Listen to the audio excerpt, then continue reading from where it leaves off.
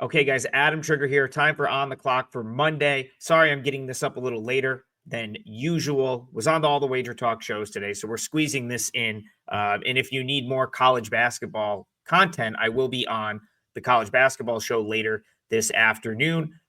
Awful day yesterday. Apologize to anyone who tailed. It was a terrible day on this show and for my client picks, which went 0-4. But it was a fine week, 6-4-1 overall last week. It's just really annoying when I'll take a 6-4-1 week just about any week. That's 60%. Just very annoying when it goes 6-0 and then 0-4. But that's how we finished up last week. Really good day on Saturday for the show. Really bad day on Sunday. So we got to get that turned around, and I'll have a client play for you. So make sure you're watching till the end. I'm going to give you one of my best bets for today. As always, when you hear the buzzer sound, it means it's time for me to move on. We're going to rapid fire about five games, maybe 4 or 5 different plays out. And we're going to start with our marquee matchup, which I've decided is one of the Big 12 games. I think you could make a case that any of the Big 12 games tonight are kind of like co-marquee matchups. But I'm going to use Iowa State, Colorado as the marquee matchup. And really because I think Iowa State is the marquee team in the Big 12 that's playing tonight. And it's an interesting game as we get the timer going here.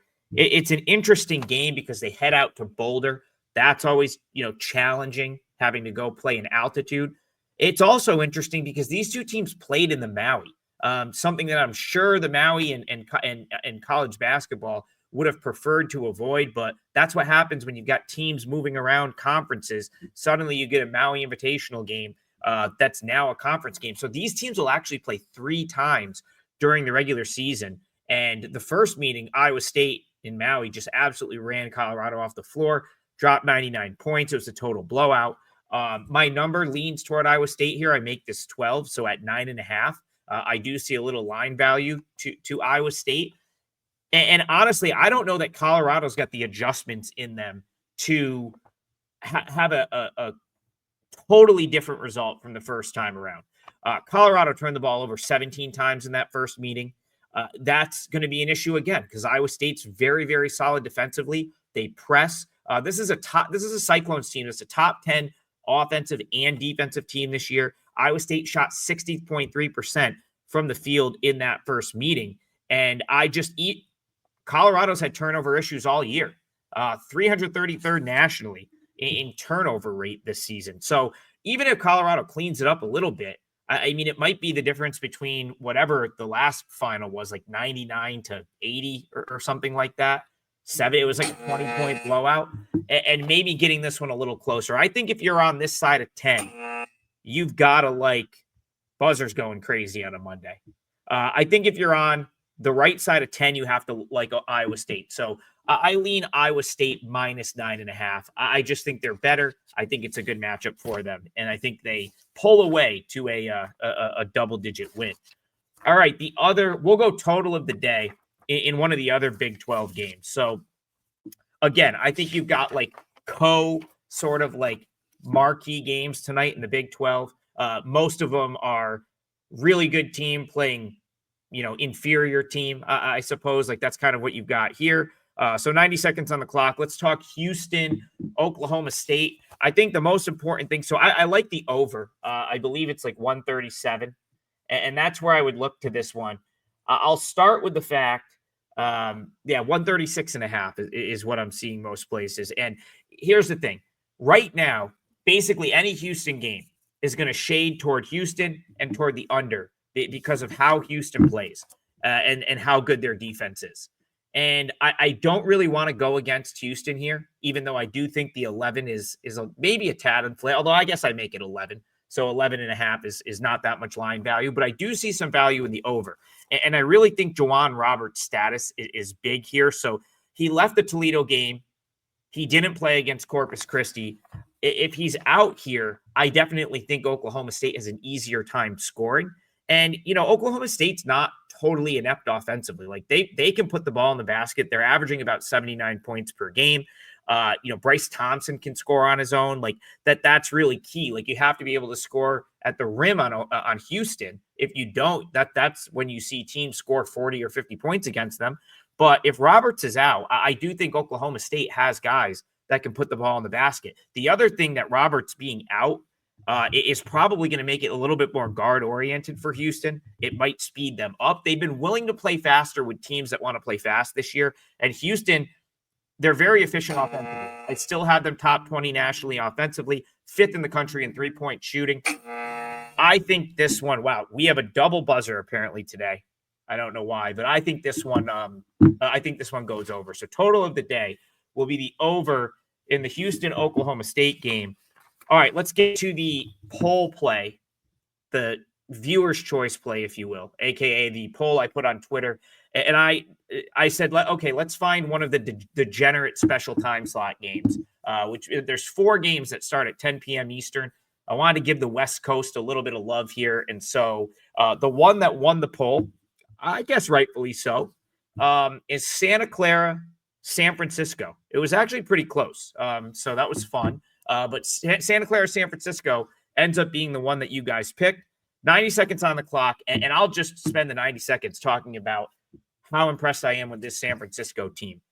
This team is really good. Like, I think this is going to finally be the year San Francisco finds a way to get to the NCAA tournament. They've been sort of stuck behind Gonzaga and St. Mary's for all of these years, not getting, just not doing enough to either win the conference championship game or get an at-large bid.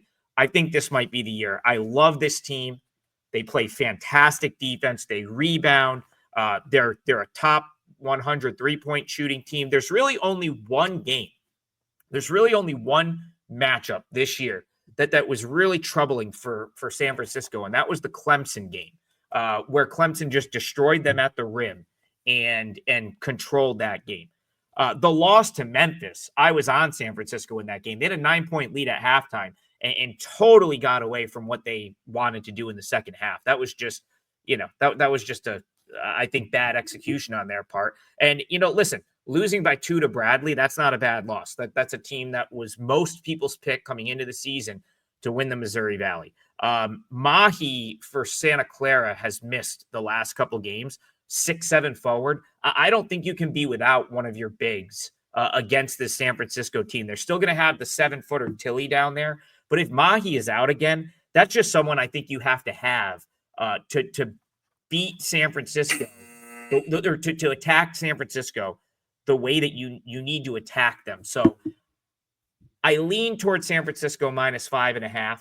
But what I'm going to do is roll right into our parlay of the day. So we'll put them out as far as the show is concerned. Iowa State will be a play. San Francisco minus the points will be a play. We've got the total. So I guess I'm going to double down a little bit here.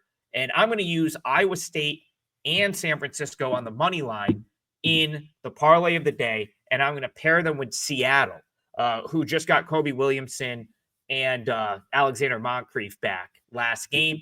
So they're on the rise now. I don't have any interest in laying the number with them, though I wouldn't be that surprised if they blew Nicholls State out. But I will use their money line for the parlay of the day. So parlay of the day is going to be Iowa State, San Francisco, Seattle, all on the money line. That comes out to +115. We are overdue to hit one of those. I think that one is a winner. And that brings we're cruising right along here. I'm going to give myself 2 minutes on this one because I've got a client play here. This is going to be the boots on the ground play. This is Siena, Cornell. I live an hour and a half from Cornell's campus, so I've been to Newman Arena a whole bunch of times. Obviously, I've been to a million Siena games. That's where I went, and I'm taking my alma mater. I've got the shirt on, ready to sweat this one out this afternoon. This is a 4 p.m. tip. Siena, Cornell, and I think Siena hangs around here. This got as high as 12.5. It got bet back a little bit. I was able to get in at 12. Even where it is now at 11.5, I still really like Siena to hang around in this game. So Siena's had 10 days off from a very disappointing week. They came in, had 2 big home games, got destroyed by St. Bonaventure, which is no big deal. St. Bonaventure's really good. But the Holy Cross game was really disappointing. They were a 5.5-point favorite in that game. And Holy Cross, just tipped the cap. They went 15 for for 29 from 3 in that game. They could not miss. And Siena just, got playing behind, and it really just wasn't the best setup for them. But man, Holy Cross just burned it from 3. Could not miss in that game. Why I like the matchup for Siena. In the Fort Myers MTE, Siena got destroyed by Miami of Ohio and Jacksonville. Jerry McNamara, who's now Siena's coach, was very disappointed, and I think he made the adjustment to sort of slow things down even more. Siena's now playing one of the slowest tempos of any team in the country. They want to get into the half-court offense, and it worked. It worked in that first weekend of MAC games. They covered against Niagara, lost by 1. They probably should have won that game, and then they beat Canisius by 13. It didn't work against the Bonnies because the Bonnies are really, really good. And it didn't work against Holy Cross because their defense didn't matter. Holy Cross was just bombing threes and hitting them. So, Cornell can do that. But this Cornell team, remember, Brian Earl takes the William & Mary job. Cornell is not quite as lethal from 3. They still play exactly the same, but they're not as lethal shooting the ball as they were last year, in my opinion. They want to press. They want to play fast. They want to get to the rim and fire up a 3. I think Siena slowing them down is kind of favorable. That's not how Cornell wants to play. And, Cornell, half-court defense is not their strength. And I think you give Siena, chances to run half-court sets, and you've got guys like Major Freeman and Justice Schultz who can take guys off the dribble and make things happen. And then, Cornell will give up the fast break layup. It's just part of the way they play. I think Siena can find a way to score points to stay in this game. So I felt like 12 was too big. I have this at 10, and I just think 10 days off and a chance to regroup is really going to benefit the Siena team. So I expect my alma mater, the Siena Saints, to give an effort today, an effort good enough to cover. That's the boots on the ground play, and that's also a 4% client play for me on Monday.